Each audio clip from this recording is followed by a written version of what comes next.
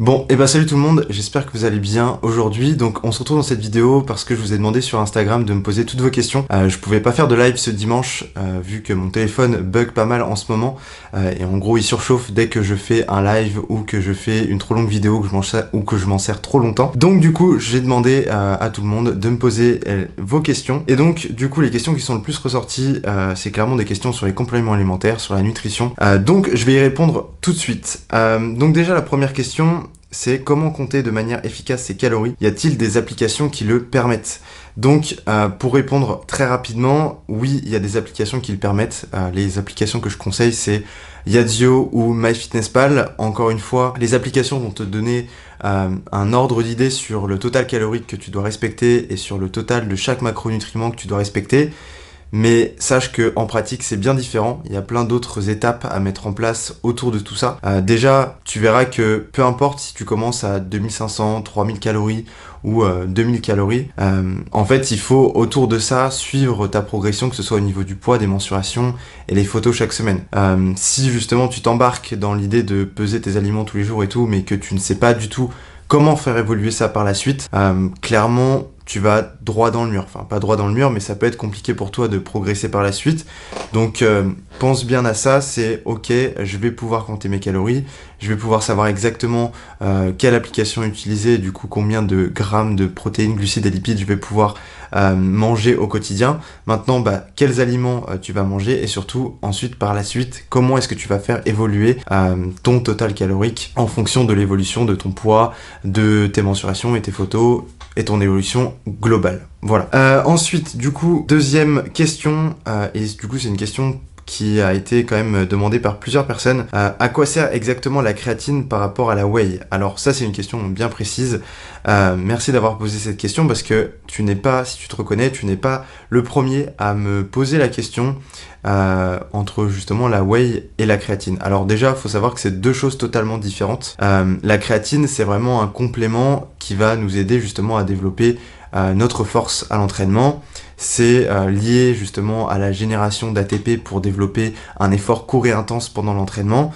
Alors que du coup la whey c'est vraiment le complément alimentaire pour apporter plus de protéines au quotidien dans notre alimentation. Donc c'est deux choses totalement différentes. La whey c'est en supplément d'une alimentation qui manquerait peut-être de protéines. Si aujourd'hui tu calcules ton apport calorique au quotidien et que tu dois manger tant de protéines, je sais pas, peut-être 150 ou 170 grammes de protéines par jour, peut-être qu'avec une alimentation normale, donc avec des aliments type viande, poisson, œufs et tous les aliments autour de ça qui apportent aussi des protéines, et bien si avec tous ces aliments que je considérerais normaux, et bien tu as du mal à atteindre ton quota en protéines au quotidien, alors je te conseille de prendre de la whey.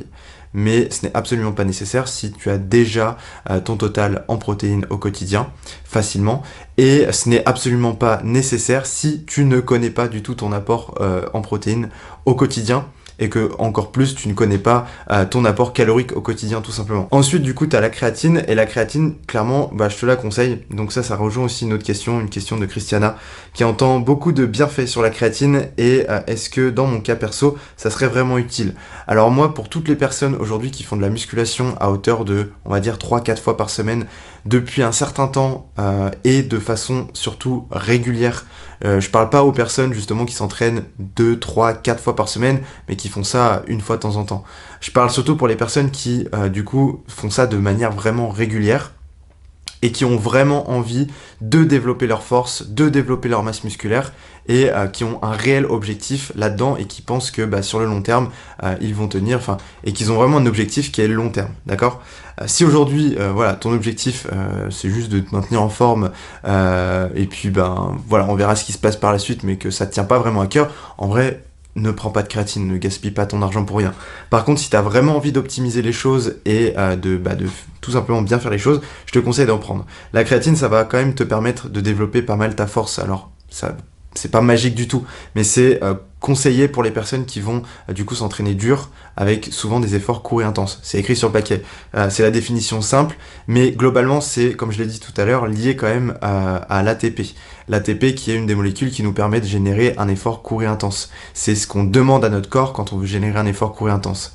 Et en fait la créatine, on la sécrète déjà naturellement par le corps, mais en trop basse quantité, ou en tout cas en quantité tout juste nécessaire pour les personnes lambda. Mais pour quelqu'un qui justement fait de la musculation régulièrement et souvent, eh bien, c'est vrai que la créatine qu'on sécrète n'est pas assez grande. Donc, c'est pour ça que c'est important et c'est conseillé d'en apporter en plus.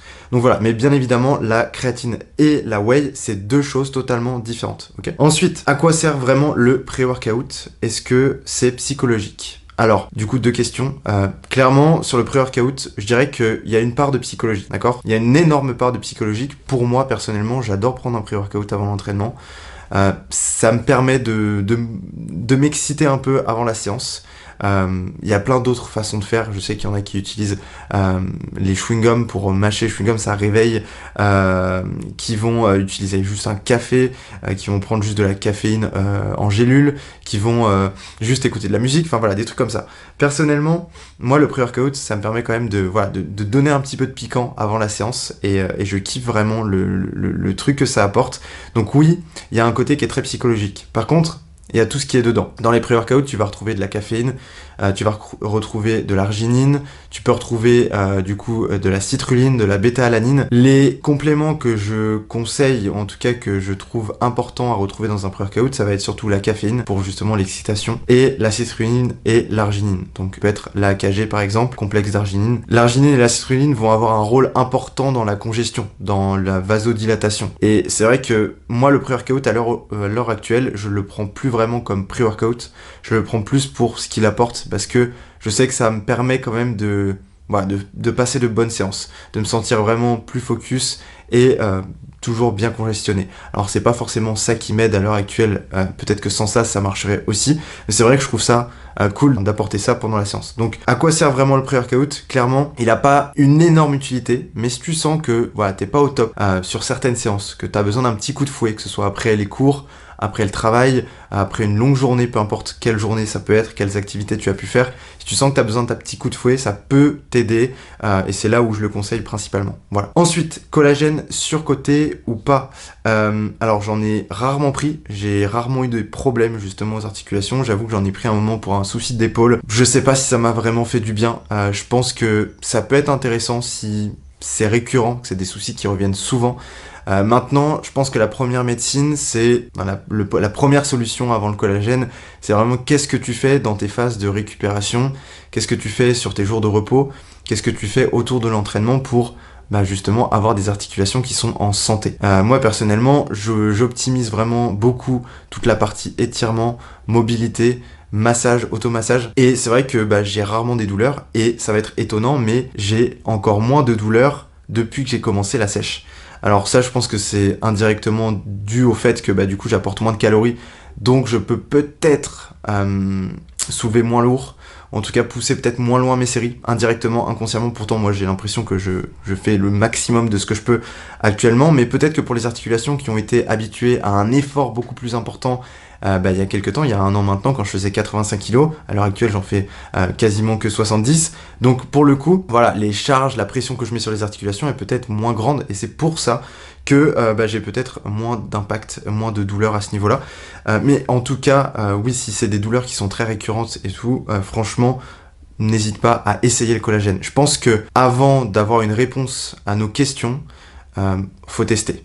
Et c'est pour ça qu'il n'y a pas très longtemps, j'entendais dire que nous, en tant que coach, on est un peu la première ligne, on est un peu les têtes de ligne de toutes les personnes qui font de la musculation, parce que en fait, on a testé quand même beaucoup de choses, et j'avoue, bon, pour le coup, le collagène, j'ai rarement testé, parce que j'ai pas beaucoup de problèmes à ce niveau-là, mais si c'est quelque chose de récurrent, la première étape, c'est en fait tester avant d'avoir une réponse claire, teste et tu verras bien. Je pense que c'est pas un truc qui coûte relativement cher.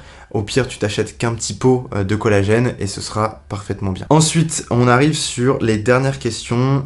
Donc déjà, on me demande ton avis sur l'entraînement à jeun. Alors mon avis sur l'entraînement à jeun, clairement pour moi aujourd'hui, c'est pas quelque chose de très optimal. Je pense pas que ce soit intéressant de s'entraîner avec le ventre vide, sachant qu'on a besoin de nutriments voilà, pendant la séance. Pour moi, une séance sans glucides, une séance sans protéines, et du coup si on optimise bien les choses, je dirais sans glucides simples, ou en tout cas sans glucides à assimilation assez rapide, et sans protéines à assimilation assez rapide aussi, sans sel par exemple, sans choses comme ça. Je pense qu'aujourd'hui, clairement, ce n'est pas optimal d'aller t'entraîner. Et après, faut dans un premier temps savoir pourquoi est-ce que tu veux aller t'entraîner à jeun. Ça, c'est un truc ultra important. C'est ok, tu me poses cette question, mais toi, en fait, pourquoi est-ce que tu veux t'entraîner à jeun? Si c'est pour perdre du gras ou pour perdre du poids, c'est pas du tout la solution. Ça va pas du tout t'aider. Si tu veux faire une sèche par exemple et t'entraîner à jeun, non, ça va pas plus t'aider que ça. Au final, en fait, ce qui est important, et on reviendra à la première question finalement, c'est ton total calorique sur la journée.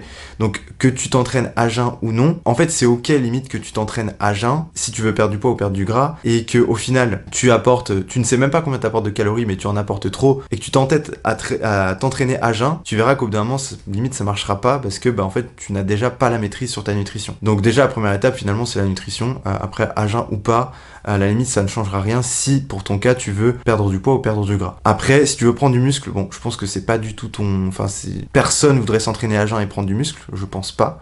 En tout cas si c'est ton cas, tu veux prendre du muscle et t'entraîner à jeun, c'est pas optimal du tout, d'accord? Donc oublie ça et va pas t'entraîner à jeun. Ensuite, quelles sont tes astuces pour tenir une diète sans faire de faux pas? Donc on arrive sur la dernière question. Donc les faux pas, faut savoir que du coup ça n'existe pas. Les faux pas en réalité ça n'existe pas, on va pas se mentir. Tu peux, surtout pour ton cas à toi, à la personne à qui je parle, cette personne veut principalement prendre du muscle. Voilà, c'est ok en fait de faire des faux pas comme tu dis, de faire des écarts, surtout si tu veux prendre du muscle. C'est sûr que c'est toujours bien de tenir la diète, parce que forcément ça permet d'optimiser au maximum du maximum. Par contre, on a tous une vie sociale, et je pense que la chose la plus importante à prendre en compte, c'est l'équilibre qu'on met dans notre pratique. Et si tu as des repas de temps en temps, que ce soit pour le travail ou même parce que tu aimes bien ça le week-end, eh bien fais-le. Aujourd'hui, on est sur une étape d'un marathon, on n'est pas sur un sprint ou quelque chose qui va s'arrêter dans quelques semaines.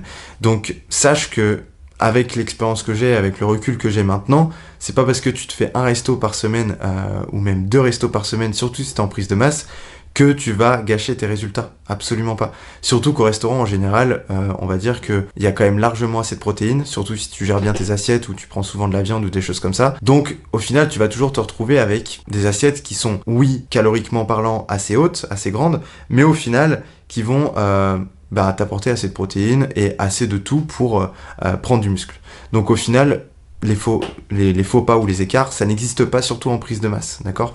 Tu peux en faire, il n'y a pas de souci. Surtout si c'est quelque chose qui va te servir psychologiquement et qui va t'apporter un équilibre, ok? Donc, oublie ce terme, voilà. Tu tiens ta diète la plupart du temps, et puis quand tu as envie de faire des écarts, pas envie, mais que tu dois faire des écarts, que tu dois faire des faux pas parce que tu as des repas ou des restos, ou que tu as tout simplement, voilà, comme je l'ai dit au début, envie, franchement, fais-le, il n'y a aucun souci avec ça. C'est pas du tout dramatique, ça t'empêchera pas d'atteindre ton objectif, absolument pas. Donc voilà, j'en ai fini pour ces questions que j'ai reçues déjà. N'hésitez pas à me reposer toutes vos questions dans les commentaires de la vidéo. J'espère que ça vous a plu, j'espère que ça a pu répondre à vos questions. Moi je vous souhaite une très bonne journée ou une très bonne soirée, et puis on se dit à très bientôt sur Insta ou sur YouTube. Salut tout le monde.